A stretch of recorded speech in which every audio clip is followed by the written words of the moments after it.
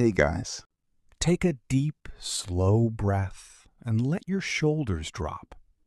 If your mind is racing tonight, if the weight of the day is still following you around, just leave it here at the door.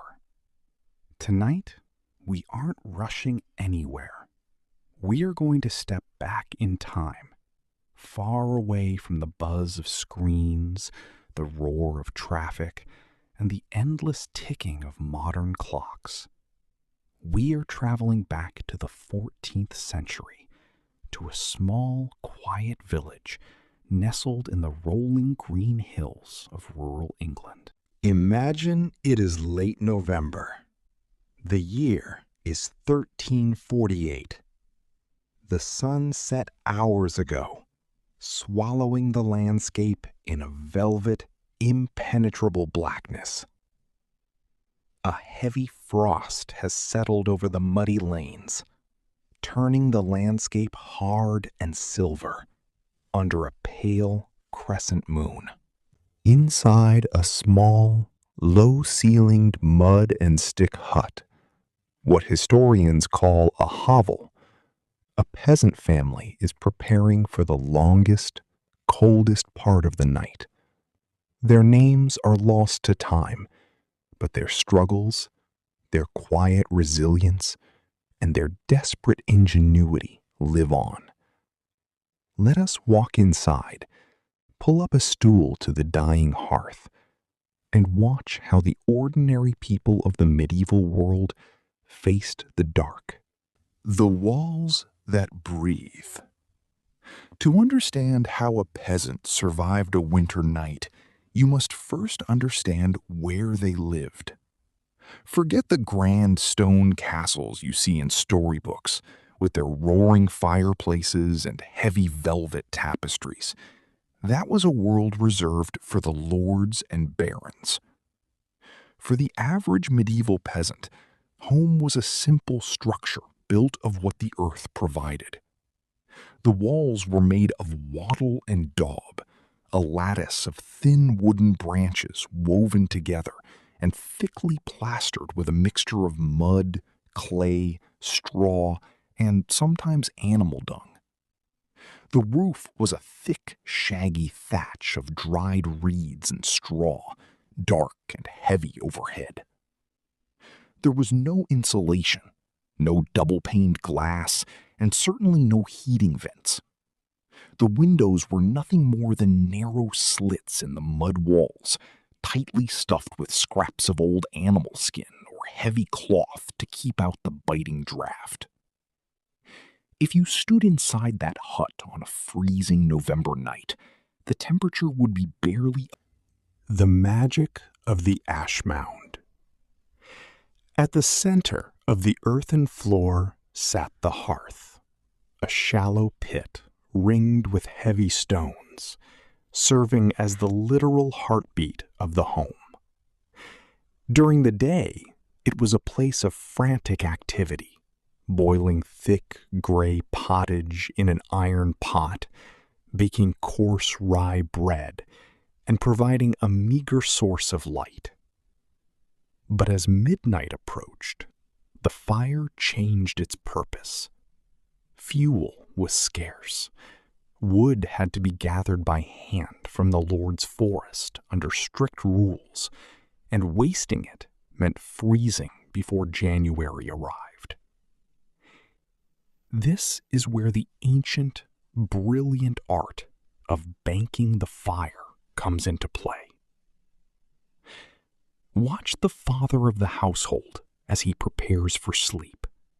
He takes a long wooden paddle and gently gathers the scattered, glowing embers of the birch logs, pulling them together into a tight, pulsing mound right in the center of the hearth. The coals glow a deep, hypnotic orange, radiating a final wave of comforting heat. Then he takes a shovel and carefully covers the entire glowing pile with a thick layer of fine gray wood ash. The ash acts as a thermal blanket, It chokes off just enough oxygen to stop the wood from burning away into useless cinders, while trapping the core heat deep inside. It is a fragile magic. If he covers it too thinly, the fire will burn out by midnight. If he covers it too thickly, it will suffocate and die in the dark. It is an act of total concentration. Once the mound is set, he whispers a silent hope that when he wakes at dawn, a single glowing ember will still wait beneath the gray dust, ready to be coaxed back into flame with a dry twig and a gentle breath. Without that fire, the morning means starting from cold scratch, a prospect terrifying to contemplate. The human lasagna. With the fire safely banked, the family turns their attention to the ultimate winter survival strategy: each other. In the modern world, we value our personal space, our private bedrooms, and our quiet corners. But in a medieval peasant hut, privacy was a luxury that simply did not exist. On a freezing night, the concept of personal space was traded for something far more valuable: survival. As the chill deepens, the entire household, parents, children, grandparents, and sometimes a visiting cousin, piles into the single warmest corner of the room, right beside the banked hearth. They lay down a thick layer of straw on the dirt floor, throw down coarse, scratchy wool blankets that smell faintly of sheep and wood smoke, and huddle together. It is an arrangement that modern historians sometimes affectionately call the human lasagna. The younger children are squeezed safely into the middle, where body heat radiates from all sides like a biological oven. The parents wrap their arms around them, while the older members of the family form the outer layers, blocking the drafts that creep along the floorboards. Imagine the sounds of that room: the deep, rumbling snores of the grandfather, the soft breathing of the children, the occasional rustle of straw beneath heavy limbs, and the whistling of the wind outside the mud walls. If someone shifted too much in their sleep, an entire row of bodies would slide an inch to the left, or an ant might find herself exposed to a sudden gust of cold air slipping through a crack in the wall. Yet, despite the cramped, Unwanted, warm roommates. If sharing a bed with your entire extended family sounds challenging, medieval peasants had one more trick up their sleeves, or rather, right next to their sleeping mats. On the absolute coldest nights of the year, the animals came inside. We often romanticize rural life, but the reality of sharing living quarters with livestock was born out of sheer biological necessity. A cow, a couple of goats, a few pigs, and a flock of chickens generated a massive amount of natural body heat. In a poorly insulated hovel, the metabolic heat of a large cow sharing a wall with the living area could raise the ambient temperature of the room by several vital degrees. It meant the difference between surviving the night with mild discomfort and waking up with frozen toes. So, the partition wall separating the living space from the animal stall was deliberately thin, or in some cases, non-existent. Picture trying to sleep while a large, gentle ox chews its cud just a few feet away from your makeshift bed. Hear the soft shuffling of hooves on packed dirt, the gentle clucking of sleepy hens roosting in the rafters overhead, and the deep, heavy breathing of livestock. It wasn't glamorous. It wasn't clean. The air was thick with the rich, earthy smell of animal bedding, manure, and damp wool. But to a peasant shivering under a rough wool cloak, layering for the long dark, even under the blankets, the biting cold had a way of seeping into your bones. When morning finally approached, or if someone had to step outside to tend to the frost-covered thatch, clothing became the final line of defense. Peasants did not dress for fashion. They dressed for armor. They practiced a brutal, effective form of layering. First came the undertunic, a rough, scratchy garment made of coarse linen that had been washed 100 times in river water. Over that went a heavy, thick woolen tunic, dyed in dull, earthy tones derived from local roots and walnut husks. If the owner was lucky enough to own a second woolen layer, it went right on top. Legs were wrapped in tight woolen hose that sagged at the knees, held up by simple leather cords.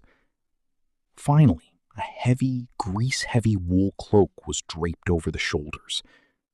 This cloak still contained the natural lanolin from the sheep's fleece, making it somewhat water-resistant against the sleet and freezing mist outside. They wore their clothes day and night. On the coldest nights, peeling off your tunic was out of the question, because taking it off meant losing the precious microclimate your body had spent hours. The quiet grace of dawn. Hours pass in the deep, velvet stillness of the night. The wind outside begins to quiet down. The moon slowly dips below the horizon, and a faint, pale gray light begins to trace the edges of the thatched roof, signaling the arrival of dawn. Inside the hut, the human lasagna stirs. A child stretches and yawns, their breath fogging in the cold morning air. The grandfather coughs, his chest rattling with the accumulated dust of wood smoke. The father slowly untangles himself from the pile, shivering instantly as the residual body heat dissipates. He walks over to the central hearth, his bare feet pressing against the cold, packed earth. He kneels down before the mound of gray ash. With a delicate, practiced touch, he takes a small piece of wood and gently pushes aside the top layer of ash. For a second, there is only gray dust. Then, deep within the pile, a tiny, stubborn speck of orange fire blinks back at him like a waking eye. It is alive. It survived the night. A quiet smile touches his weather as you listen to the crackle of that ancient fire fading into silence. Let your own mind settle. The world of the medieval peasant was harsh, cold, and unrelenting, yet it teaches us a quiet lesson about human endurance. They found warmth where they could, in the ashes of a hearth, in the weight of a heavy wool cloak, and in the embrace of the people beside them. If you are drifting off now, let go of your own worries. The night is quiet. The fire is warm. You are safe. Close your eyes and rest. Good night.